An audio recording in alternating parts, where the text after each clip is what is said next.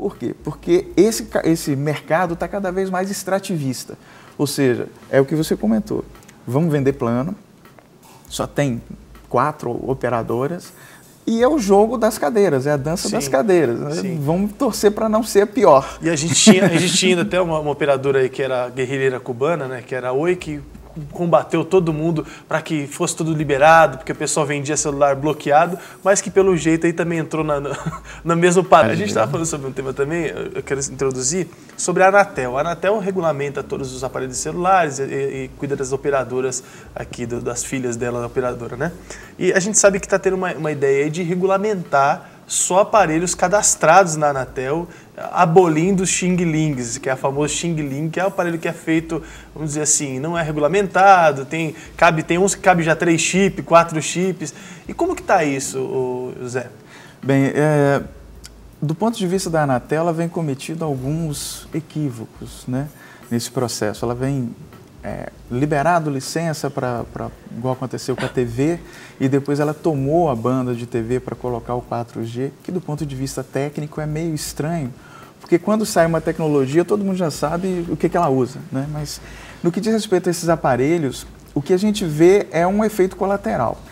As operadoras vêm defendendo que o uso desses aparelhos, que supostamente não teriam uma qualidade satisfatória, vem comprometendo a infraestrutura, vamos colocar a rede, né, dela.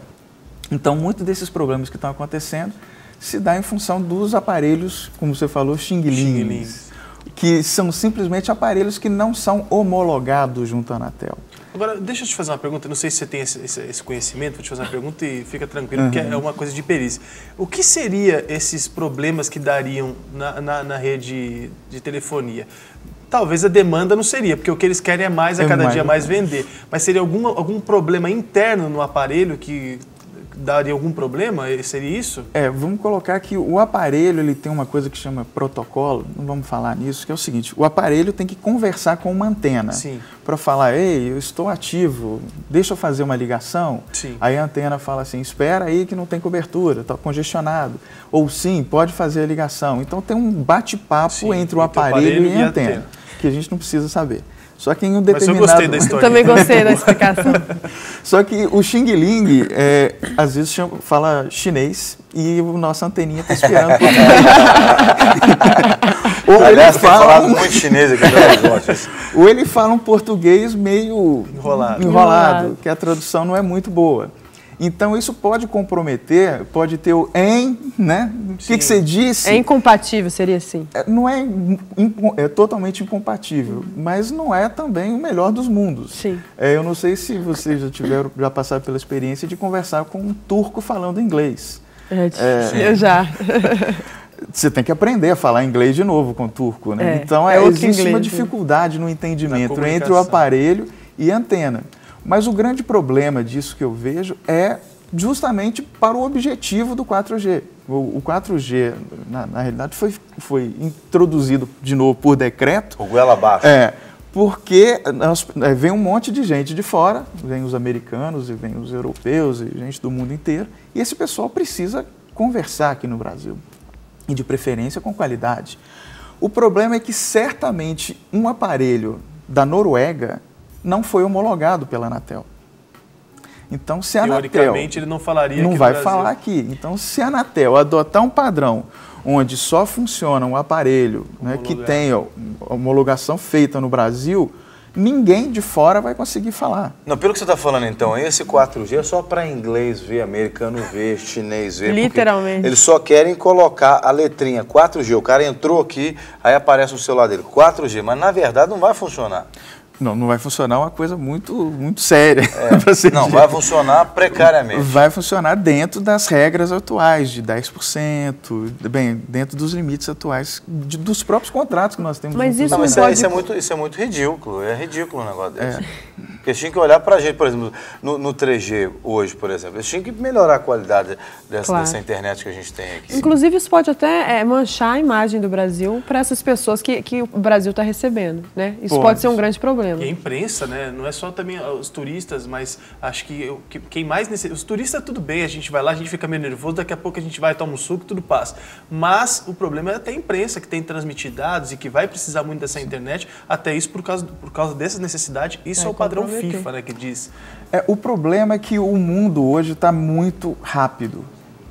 E, por você fazer uma analogia, você está acostumado com o nível de qualidade, o nível de transmissão de vocês. Se amanhã eu te entregasse um equipamento videocassete, você não consegue assistir mais um vídeo com fita mascando, uma fita desse tamanho. Você não consegue nem pensar em ter aquele produto na sua aliás, casa. você tem que explicar para eles dois o que é videocassete.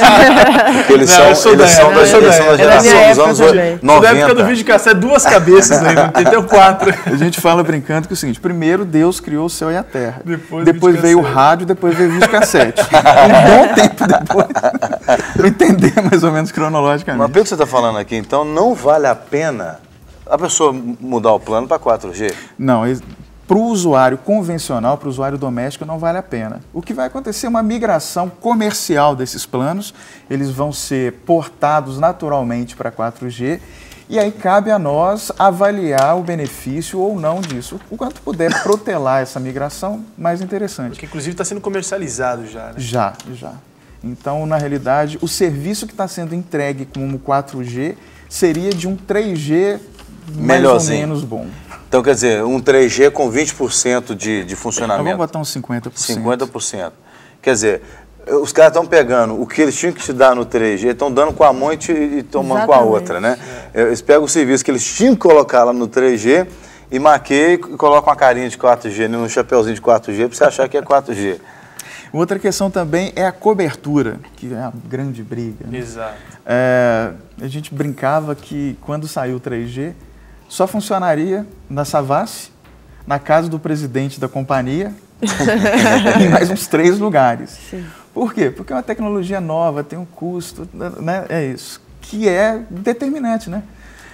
No caso do 4G, está sendo colocado mais em estádios de futebol, para atender essa demanda específica. Apesar de que, né, José, fizeram uma pesquisa há pouco tempo, acho que saiu inclusive num grande jornal aí, que fizeram testes aqui em Belo Horizonte, de onde a 4G já estava instalado, e o Mineirão foi um dos lugares onde menos pegou a rede 4G. Então você imagina, né? Aeroporto também foi um dos lugares onde menos pegou. Então, olha como já está até difícil, até a expectativa criada. Né? Tá complicado mesmo. O mínimo que tem que ser feito é colocar nesses lugares. Nos lugares onde a transmissão teria que ser maior. Né? Antigamente o pessoal tinha algumas questões de levantar o celular para falar. E a gente botando bombril. Não, aqui, na minha casa, eu moro num apartamento, na minha casa o celular só funciona na janela. Se eu andar um passo para fora da janela, eu te ouço, mas você não me ouve direito. Eu tenho que correr para a janela e ficar fincado na janela. Bom, para a gente encerrar o nosso bate-papo, Zé Lúcio, quanto que você acha que custaria hoje, seria um preço justo para a internet com a qualidade que a gente tem hoje, que essas empresas que estão monopolizando o mercado estão oferecendo? Olha, na Europa, um preço justo seria em torno de R$15 mês. Uau! Quer dizer, comparando com a qualidade do produto na Europa. O Brasil é um dos países que mais paga por tecnologia no planeta. Por isso que os estrangeiros estão vindo ganhar dinheiro nas nossas costas aqui. Você tem um telefone moderno, não vamos falar a marca dele, mas um telefone mais fashion, né? Enquanto ele é comercializado na Europa por R$800, o equivalente a R$800 mil, aqui chega a 3 mil. Então tem uma série de coisas, tem carga tributária, tem muito imposto nisso. E o brasileiro está acostumado, entre aspas, a pagar por esses impostos, né? E ele vai lá e compra. Isso é até uma notícia, uma reportagem na Forbes. Por isso que o meu aparelhinho não é smartphone ainda. A Forbes dava risada do brasileiro em função do que o brasileiro paga quase o valor do aparelho, o valor do objeto que está comprando em impostos quando chega aqui. E ainda uma das piores redes, né? Que a nossa telefonia tem um dos piores serviços que tem de todo o planeta. É o brasileiro que, como você disse, alô, você fala o alô, o tchau você não consegue falar. No seu ramo tem esperança para a gente, pelo que você está estudando aí? Olha, existem os desafios aí, não pode ser negado, né? O maior desafio é o tamanho do país. Então, você não vai falar que vai colocar 4G em 100% do território nacional, que isso é utópico, né? Isso vai acontecer de ter cobertura, mas isso é uma coisa bem demorada. Não, o povo não tem nem água, nem comida para comer em alguns lugares. Vai ter 4G, Vai ter 4G para quê? Mas a melhoria da tecnologia, eu vou até refazer isso, não é a melhoria da tecnologia, que a tecnologia já tem um padrão. Né? É o cumprimento das obrigações, né? E a qualidade de entrega dessa tecnologia, eu acho que depende do governo, né? De assumir uma postura mais incisiva, talvez abrir para uma quantidade maior de operadoras. Você tem situações onde, nos Estados Unidos e Europa, que tem pequenas operadoras locais, que atendem localmente a uma cidade, a um bairro, coisas nesse sentido. E tem o grande pulo, que aí é uma tendência mundial, né, que é acabar com essa questão de telefonia móvel. Bem, você está com um tablet na mão. Sim. O que é isso? Bem, isso aí é um telefone, isso é um GPS, isso é uma TV, isso é um rádio. Está se perdendo esse conceito de o que é um aparelho celular. O aparelho celular não é mais para eu ligar para você e falar. O celular ele tem GPS interno, tem rádio, ele tem mais memória do que um computador há 5 anos, 10 anos, 15 anos atrás. Então, essa quebra de conceito está acontecendo mundialmente.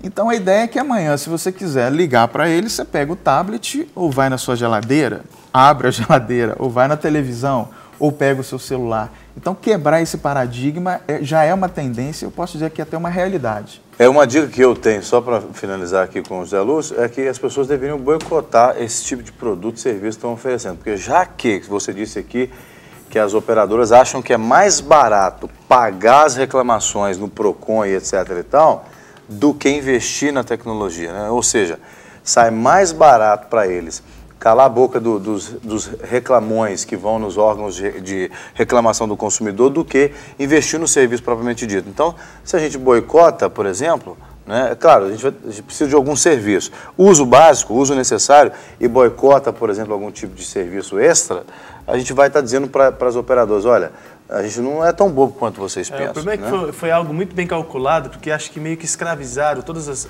Porque está todo mundo já acoplado nesse sistema, nesse padrão. Então, para você sair de um padrão desse, você tem prejuízo na empresa, TV a cabo, hoje em dia. Então, eles fizeram de uma maneira um contratinho muito bem amarradinho. Não, mas o que dá mais dinheiro para essas pessoas é o cliente comum, é o cidadão comum, não é só as empresas. Porque é igual aqueles supermercados que vende muito com sacolinhas e os supermercados que vendem atacado.